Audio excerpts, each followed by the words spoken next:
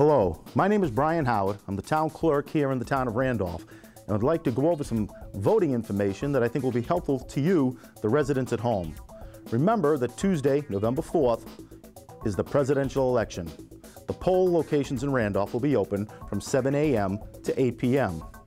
Due to the large volume of turnout expected for this election, you may find it helpful to vote between 9 a.m. and noon and 2 and 4 p.m. But remember, the polls are open again from 7 a.m. to 8 p.m. The Lions School, Precinct 5 and 6, Precinct 5 in particular, voters may park behind the school as school will be closed. That will allow you quicker access to your precinct. The last day to get an absentee ballot for this election is Monday, November 3rd at noon at the town clerk's office. You may also vote in person absentee at the town clerk's office, and you may do so during our regular business hours. Absentee ballots mailed to residents within the continental United States must be returned to the town clerk's office by 8 p.m. on election day. Make sure that you call us or email us or visit the town's website for any election-related questions you may have. And we want you, the voters at home, to be informed voters. First off, as you vote, make sure you fill in the ovals completely on your ballot. Look to see how many voters you have in a particular race. For example, you can vote for 2 candidates in the county commissioner's race. If you vote for more candidates than the race calls for, you have overvoted that race on your ballot. The voting machine will reject your ballot to give you, the voter, an opportunity to vote a new ballot. State law allows you up to 3 ballots during the voting process. To vote for a person not on the ballot, you have to make sure that you fill in the oval next to the write-in space on your ballot. Once you fill in the oval, you can write the name and address of your candidate. This year's ballot is a 2-sided ballot. Candidate races are on one side of the ballot, and the ballot questions are located on the other side of the ballot. This year, there are 3 ballot questions. Be informed on the ballot questions. Go to the town clerk's website, click on Election Central, and you can view the Secretary of State's voter information booklet with all the information necessary to be an informed voter on this year's 3 ballot questions. Remember, if you have any questions on Election Day, you can contact the town clerk's office at 961-0900, and at the polling locations, make sure you talk to your election officials. Every voter has a right to a ballot and a right to a vote, so be an informed voter and make sure you contact us. I would now like to go over some information that I think you will find helpful as you go to vote at our polling locations.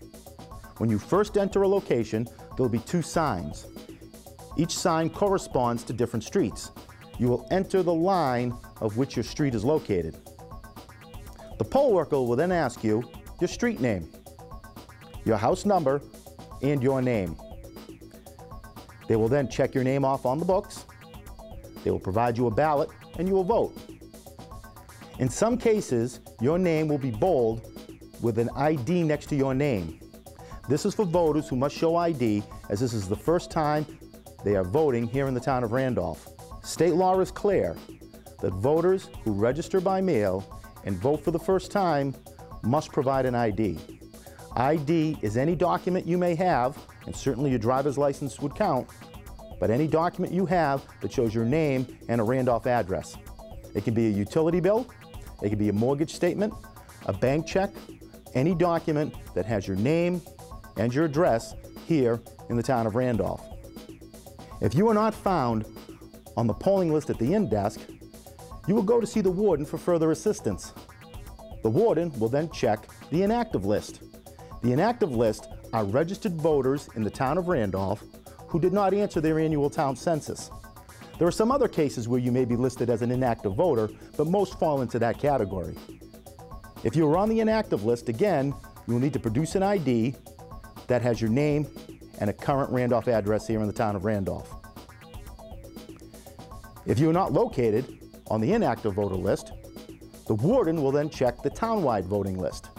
Often, voters are appearing at the wrong precinct.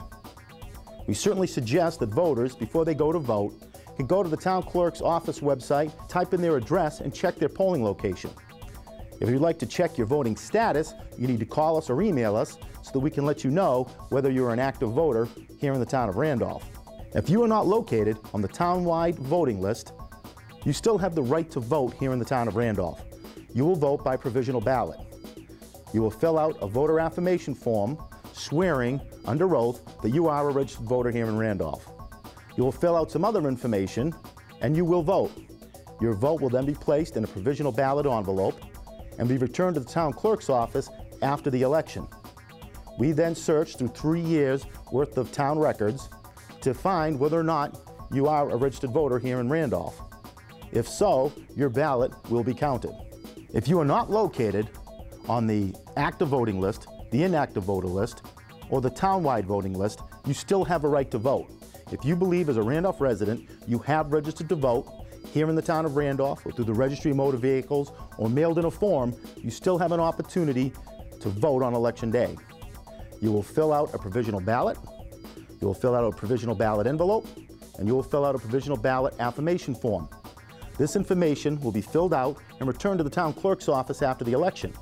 This will allow us, the town clerk's office, to work with the Central Voter Registry and the Registry of Motor Vehicles to try and locate your voting information. If it is located and you are a registered voter, your vote will count. Now remember, state law is that there can be no campaign materials within 150 feet of a polling location.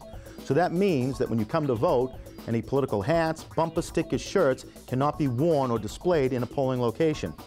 You may, however, as a voter, bring in information to help yourself vote. Once you have completed your ballot, you will then check out of your precinct and place your ballot in the voting machine. Congratulations, you have now completed the voting process here in the town of Randolph.